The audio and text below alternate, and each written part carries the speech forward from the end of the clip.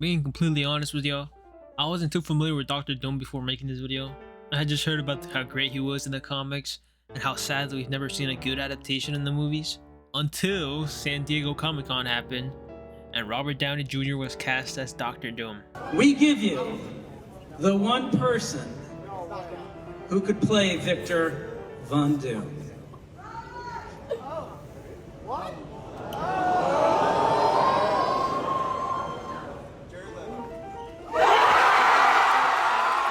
Of course, this led to a lot of discussion between fans arguing whether this was a good or bad thing. And I kind of felt left out, so I got to reading Doctor Doom comics immediately and finally be able to share my own opinion. So prepare as I tell you everything about Doctor Doom. But I am above all a reasonable man. Thus I have granted your leaders 1 week to surrender to the rule of Doom, or suffer total annihilation.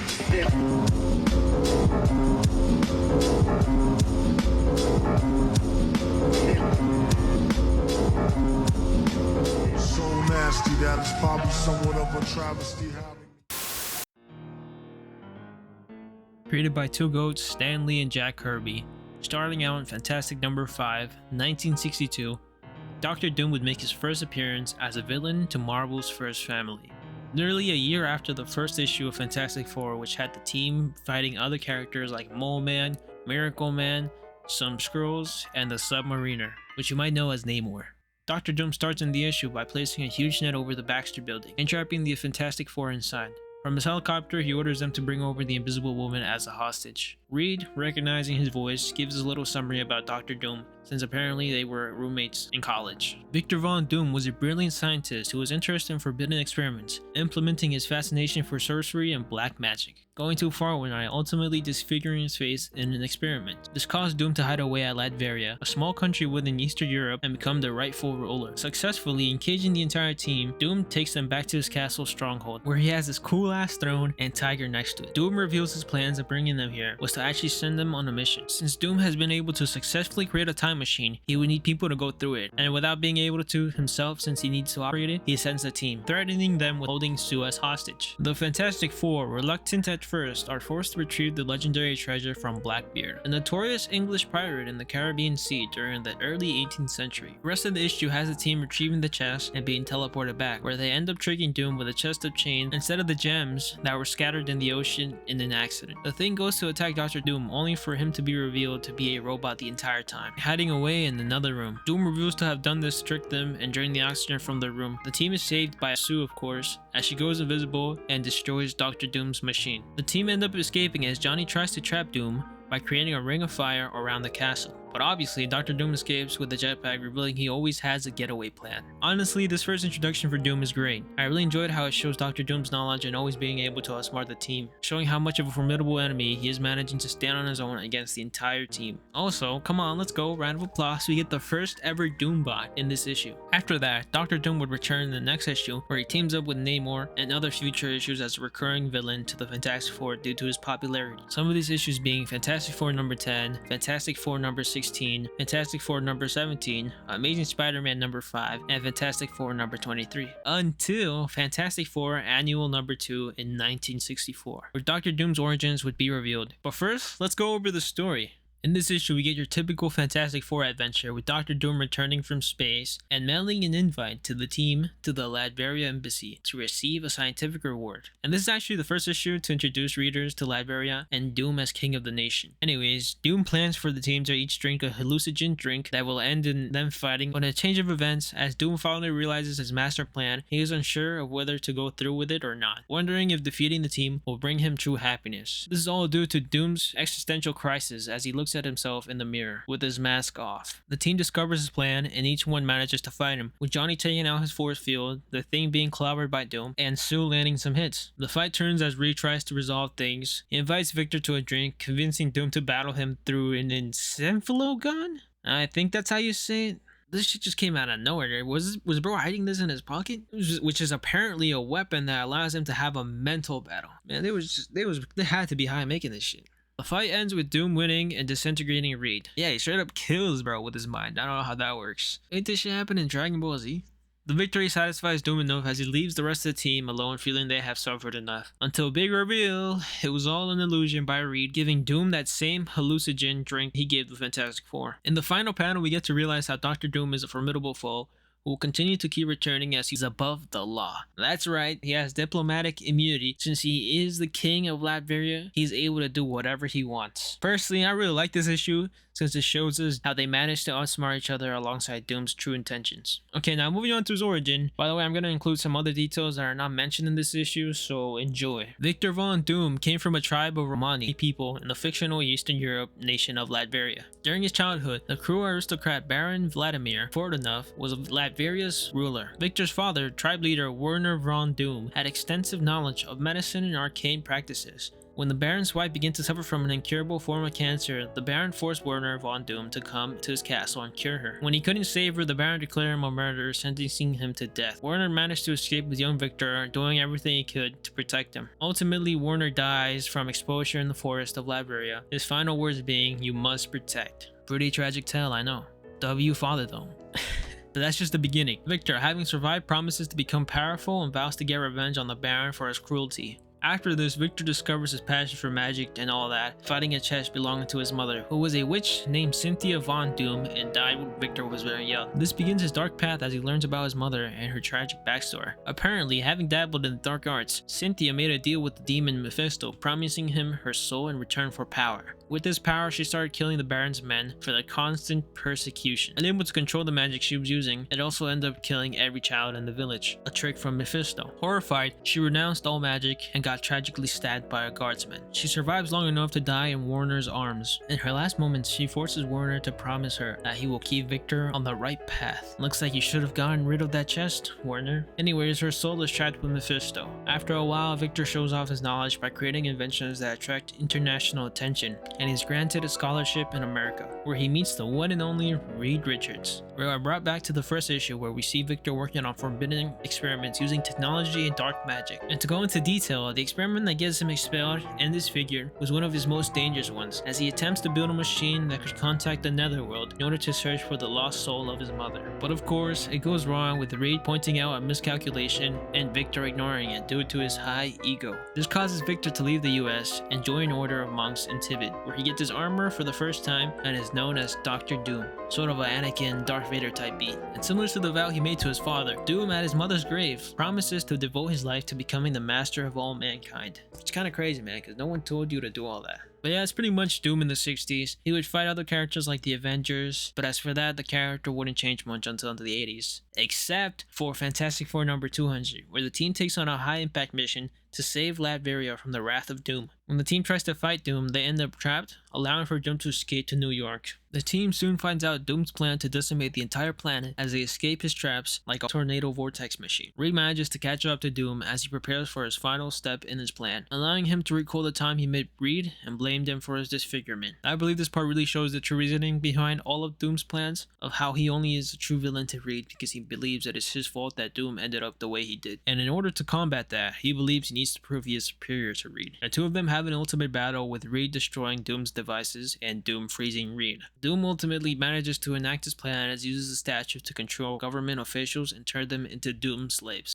Being close to completing his plan of destroying the Fantastic Four, Reed manages to escape and take Doom's mask off. This causes Doom to go insane as he looks at his reflection. Doom is defeated and Latveria is now ruled by Zorba, some other Latverian dude. Now this would be the perfect ending for Doom, if only it wasn't for the... Okay, since you pretty much know the origin of this character, I'm just gonna go through some different significant events that happened during certain eras. And to start off the 80s, I'm gonna mention Marvel Treasury Edition number 28 of 1981, which was a comic book anthology series spotlighting various tales of the superhero, fantasy, and science fiction genres. What's special about this one is it is the first intercompany crossover between Marvel Comics and DC Comics. Yup, you got Superman and Spider-Man fighting Dr. Doom. But don't worry, it's not part of the main continuity and it's just a fun little issue. Anyways, Throughout the 80s, there would be different comics highlighting and revealing new aspects of Doctor Doom that would become essentials, like in Iron Man number 149, where readers learn about how Doom manages to practice magic through his time machine, which would explain how he managed to master the mystic arts and even be qualified enough to be Sorcerer Supreme. Then in Fantastic Four number 246, we'll learn about the Doom bots and how Doctor Doom uses them, so they become more frequent in later issues. And later, in Fantastic Four number 247, Doctor Doom is expanded further on based on his relationship with Latveria. It takes a nice perspective showing us how the people of Latveria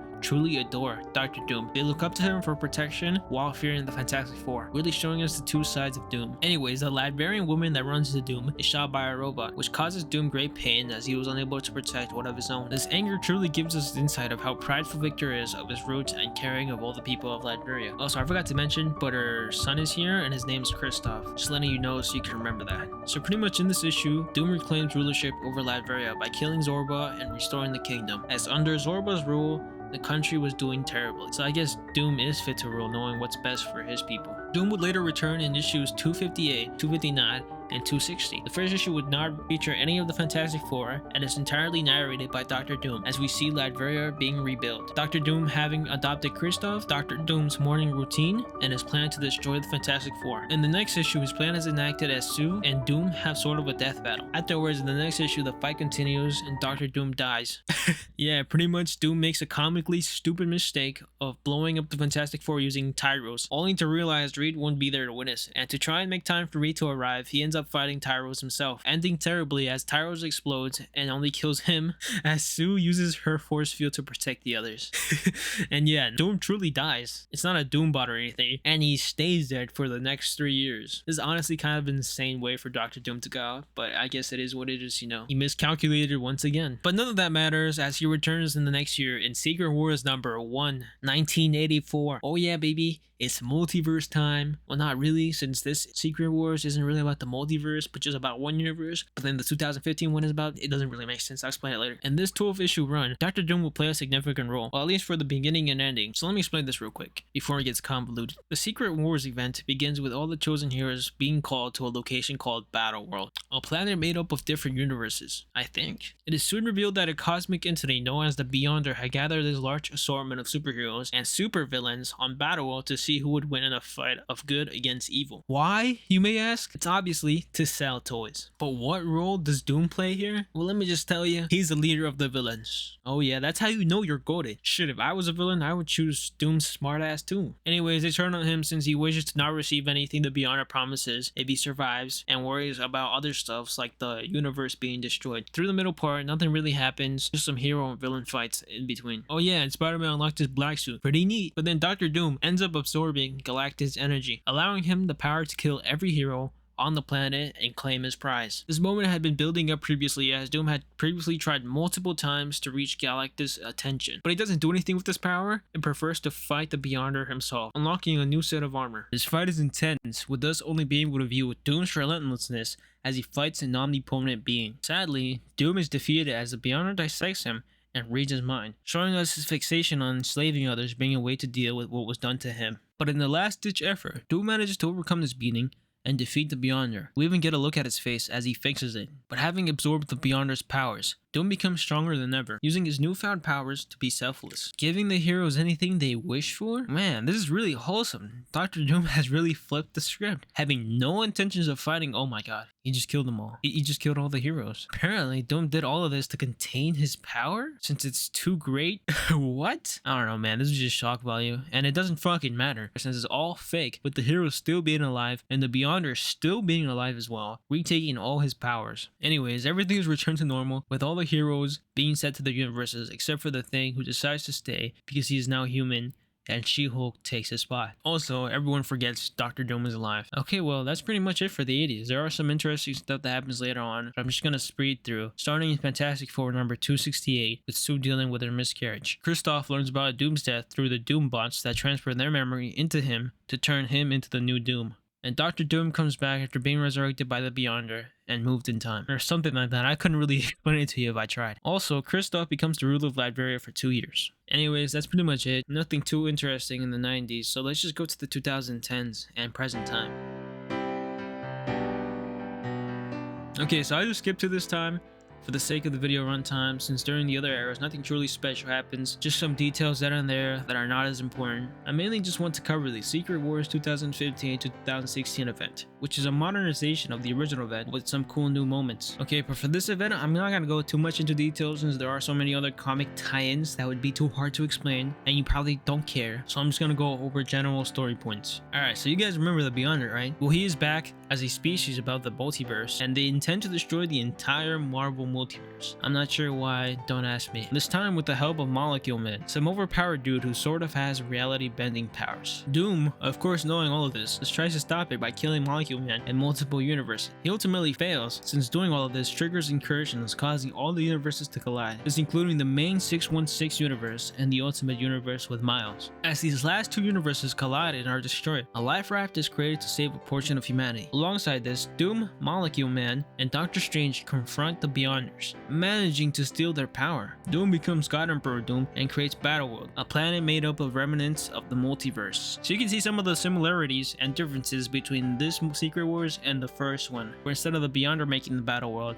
it's Doom in charge this time, which I think is pretty cool, because the Beyonder is kind of boring and overpowered, and no one really likes him, so get out of here. Also, I think this white cloak is pretty fire. This new planet has different factions with variants of certain characters.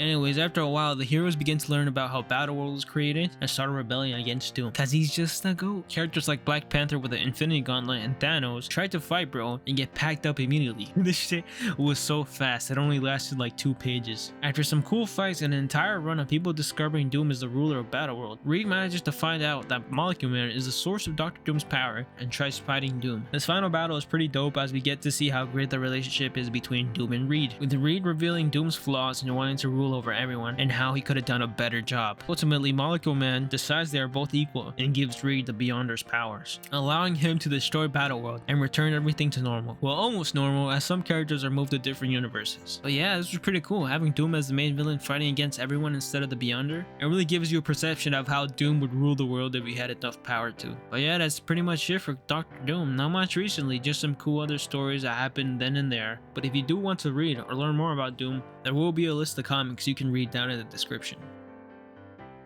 Okay, so I just wanted to give some quick facts since I wasn't able to find a space for them in any of these sections. So I'm just gonna say them out here. Doom has a best friend named Boris who has taken care of him since his father's death. Doom is fascinated with Storm from the X-Men. Doom had a lost love in Latveria before becoming Doom, named Valeria. Doom saved Sue Storm during the pregnancy of her second child using magic and technology to save her and the child who was conceived in the negative zone. His reward was being able to name the child, that being Valeria Richards. Doom manages to save his mother from eternal torment in hell by purifying her soul with the help of Doctor Strange, until it is revealed that her soul was actually claimed by the personification of death. Apparently Doom is an ancestor of Ramatut. Is that how you say his name? I don't know, I'm just put his name on the, on the screen and you guys let me know if that's correct. Doom takes over the mantle of Iron Man for a while to discover himself in the infamous Iron Man series. The Doombots have telepathic abilities. Dr. Doom hired Luke Cage to hunt down some robots, but then disappeared before paying him. Not to be cheated out of his money, Cage travels to Latveria to get his $200. Doom once channeled the powers of the Beyonder, giving him godlike powers. During this time, Doom defeated a Phoenix-powered Cyclops and even an Infinity Gauntlet-wielding Black Panther. There is a Doomsday in Latveria, which is a national day where they celebrate Dr. Doom. He is capable of energy absorption and projection, manipulating electricity, creating protective shields, dimensional travel, healing, creating blizzards, and summoning hordes of demonic creatures. The armor augments his natural physical strength and durability to superhuman levels, to the point where he's able to hold his own even against overpowered superheroes like Spider-Man, the Hulk, and the Thing, all in combat, although he tends to rely on long-range tactics when engaging physically stronger opponents. His armor is also really indestructible, being able to take hits from most superhuman adversaries to some even cosmic level beings. The armor also protects Doom from matter manipulation, reality warping, and physical assaults. The armor also has an arsenal of high-tech weaponry and gadgets integrated within it, including gauntlets that can discharge lasers and force blast, a defensive force field generator, and a lethal electric shock that can stun or kill anyone who comes into contact with Doom. The armor is self-supporting, equipped with internal stores and recycling systems for air, food, water, and energy, allowing Doom to survive lengthy periods of exposure underwater or in outer space. Even without his armor, Doom has proven himself to be a highly skilled hand-to-hand combat.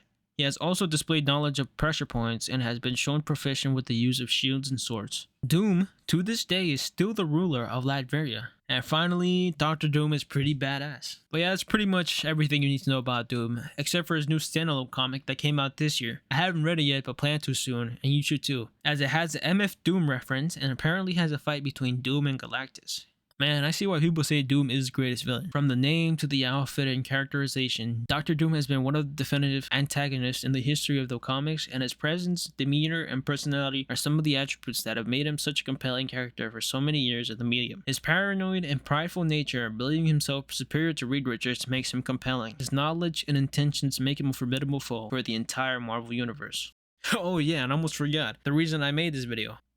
While I'm not a fan of the casting, I'll let them cook. If he wears his mask the entire movie and does something cool, I'll be fine with it. I just hope they treat his story seriously with respect. Cause I swear, if Doctor Strange pulls up to Latveria and makes a stupid joke like, what? I'm gonna lose it. Anyway, that's all for me. Please don't forget to like and subscribe.